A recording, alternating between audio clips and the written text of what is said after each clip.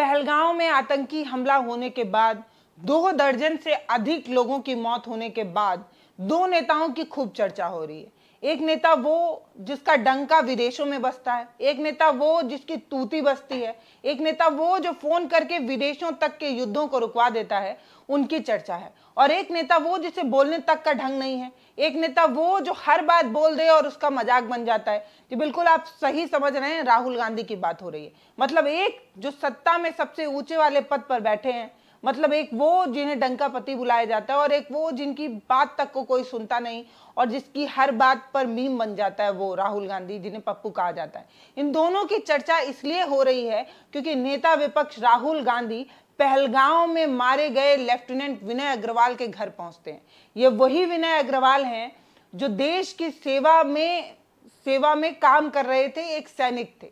उनकी मौत पहलगांव में कैसे हो गई, क्यों हो गई, ये बताने की आवश्यकता नहीं है कि कैसे आतंकियों के गोली का शिकार हो जाते हैं और एक नया नवेला दंपत्ति जीवन जो उन्होंने शुरू किया था, शादी के चौथे दिन हनीमून बनाने गया ये कपल, जिसकी विधवा पत्नी रो रो कर सिर्फ शांति की अपील कर देती है और सोशल मीडिया पर आकर लोग उनके बारे में जो ऊल जलूल बक रहे हैं, जो ऊल जलूल गालियां दे रहे हैं, उसके पक्ष में बोलने के लिए सत्ता के किसी भी एक मंत्री के पास इतना भी समय नहीं है कि वो कुछ बोल पाए। ये वही हिमांशी अग्रवाल हैं जिनका सुहाग उजड़ गया। शादी के 1 हफ्ते के अंदर इनका सुहाग इनसे छीना गया और किसकी लापरवाही की वजह से छीना गया, ये सवाल बस आप नहीं पूछ सकते हैं। आप ये नहीं पूछ सकते हैं कि जम्मू कश्मीर के पहलगांव में सुरक्षा में चूक हुई तो जिम्मेदारी किसकी थी, किसे सुरक्षा की व्यवस्था करानी थी और किसकी लापरवाही की वजह से 2 दर्जन से अधिक लोगों की मौत हो गई, किसकी वजह से ये दंपत्ति विधवा हो गई, आखिर किसकी वजह से हिमांशी का सुहाग उनसे उजड़ गया, ये कोई सवाल आप नहीं पूछ सकते। अगर आप इस तरीके का सवाल पूछेंगे तो आपको आपके चैनल को नोटिस पकड़ा दिया जाएगा, आपके चैनल को रिस्ट्रिक्ट किया जा सकता है, आपके चैनल को डिलीट भी किया जा सकता है। इस तरीके की चीजें हो रही है। मतलब सच नहीं बोलना है, सवाल नहीं पूछना है और जो कुछ हो रहा है वो आप देखकर भी आंख बंद करके रखें। लेकिन राहुल गांधी एक वो नेता हैं जो शहीदों के परिवारों से मिल रहे हैं। ये वो शख्स हैं जिन्होंने कहा कि पहलगांव में जिस किसी की भी मौत हुई उन्हें शहीद का दर्जा मिलना चाहिए। लेफ्टिनेंट विनय अग्रवाल के परिवार वालों से मिलने जब राहुल गांधी गए, उसकी तस्वीरें आपको स्क्रीन पर नजर आ रही होंगी, सोशल मीडिया पर बहुत तेजी से वायरल हो रहा है और दोनों नेता को कंपेयर किया जा रहा है।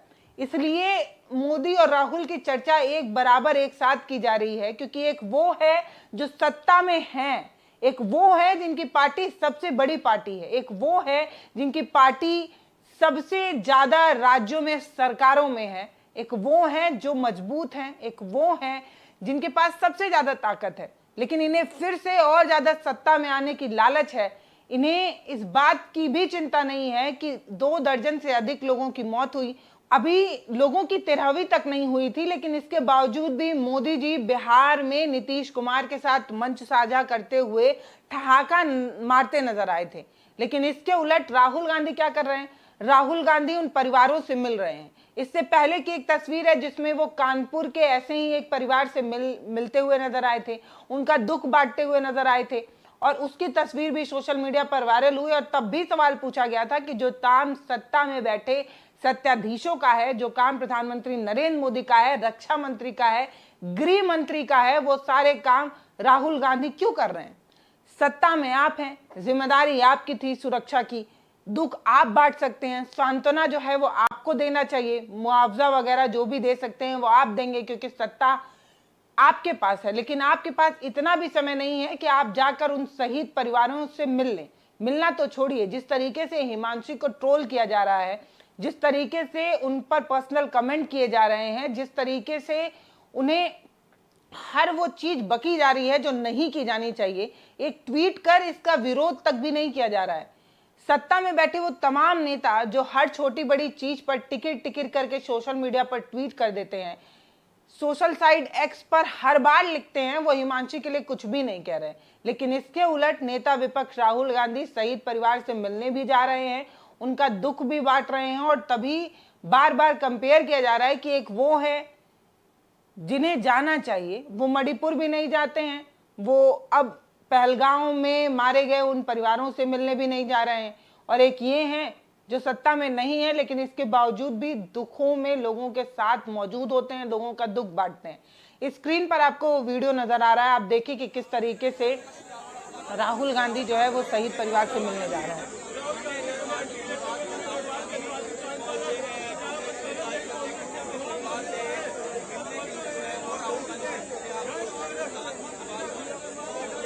ये तस्वीरें करनाल की है। राहुल गांधी जो है वो शहीद परिवार से मिलने गए हैं, उनका दुख बांटने गए हैं, और इससे पहले भी राहुल गांधी कई बार इन ऐसे परिवारों से मिल चुके हैं, चाहे वो कानपुर वाला परिवार हो, चाहे जम्मू कश्मीर जाने की बात हो। राहुल गांधी हर उस शख्स से मिल रहे हैं जो जिसके घाव हरे हैं, जिसको घाव लगा है, जिसके परिवार का कोई शख्स उनसे बिछड़ गया है। क्यों? क्योंकि देश में सुरक्षा की जिस तरीके से व्यवस्था होनी चाहिए थी, जम्मू कश्मीर में सुरक्षा की जिस तरीके से व्यवस्था होनी चाहिए थी, सुरक्षा में जिस तरीके की चूक हुई जिसकी वजह से 2 दर्जन से अधिक लोगों की मौत हुई, उन सभी लोगों से मिलने की कोशिश कर रहे हैं। मोदी जी ऐसा नहीं कर रहे हैं, और तभी से बार बार ये कहा जा रहा है कि एक वो हैं जिन्हें अडानी के पोर्ट के उद्घाटन में पहुंचना ज्यादा जरूरी लगता है, एक वो हैं जिन्हें बड़े बड़े हीरो हीरोइन की पार्टी में पहुंचना ज्यादा जरूरी लगता है, और एक वो है जिन्हें दुख के साथ में, दुख की घड़ी में लोगों का दुख बांटना अच्छा लगता है। और तभी से बार बार ये कहा जा रहा है कि ऐसे ही राहुल को जननायक नहीं कहा जाता है, और ऐसे ही राहुल जिसे बार बार बीजेपी आईटी सेल ने पप्पू बनाने की कोशिश की, वही राहुल गांधी अपने कामों की वजह से लोगों के दिल में जगह बना रहा है। चाहे वो मोची से मिलना हो, चाहे कूली से मिलना हो, चाहे किसी कामगार मजदूर से मिलना हो। और आज जब इतना बड़ा दुख या इतना बड़ा पहाड़ ऐसे लोगों के परिवारों पर टूटा है, उन परिवारों से मिलने का काम मोदी जी को करना चाहिए था, सत्ता में बैठे मंत्रियों को करना चाहिए था। वो काम राहुल गांधी करते नजर आ रहे हैं। स्क्रीन पर आपको बहुत सारे वीडियोस भी नजर आ रहे होंगे, रोती बिलखती वो महिला भी नजर आ रही होंगी जिनका सुहाग उनसे छीना गया, जिनके जीवन में बहुत बड़ी बड़ी परेशानी अब आने वाली है, या ये कह दें कि दुख का पहाड़ जिस तरीके से हिमांशी के ऊपर टूटा है, उसके दुख की घड़ी में किसी भी नेता का साथ होना या ढाढ़स बनाना बड़ी बात होती है। जम्मू कश्मीर के पहलगाम में जो कुछ भी हुआ, जिसकी गलती की वजह से हुआ, जिसकी लापरवाही की वजह से हुआ, या किन वजहों से हुआ, ये अभी सवालों के घेरे में है। लेकिन सबसे बड़ा सवाल ये है कि आज हिमांशी को जिस तरीके से ट्रोल किया जा रहा है, उस विधवा को जिसकी जिंदगी से सबसे बड़ा सुख उससे छीना गया, उसका सुहाग उससे छीन लिया गया, आज उस महिला को किस तरीके से सोशल मीडिया पर ट्रोल किया जा रहा है, किस तरीके से एक ट्रोल आर्मी हिमांशी के पीछे सिर्फ इसलिए पड़ गई है क्योंकि हिमांशी ने ये कहा है कि जो कोई बेगुनाह कश्मीरी या मुसलमान है उनको टारगेट करने की बजाय उन्हें ढूंढना चाहिए जिनकी वजह से उनके पति की मौत हुई। People going against Muslims or Kashmiris, we don't want this. We want peace and only peace. Justice भी चाहेंगे? Of course we want justice.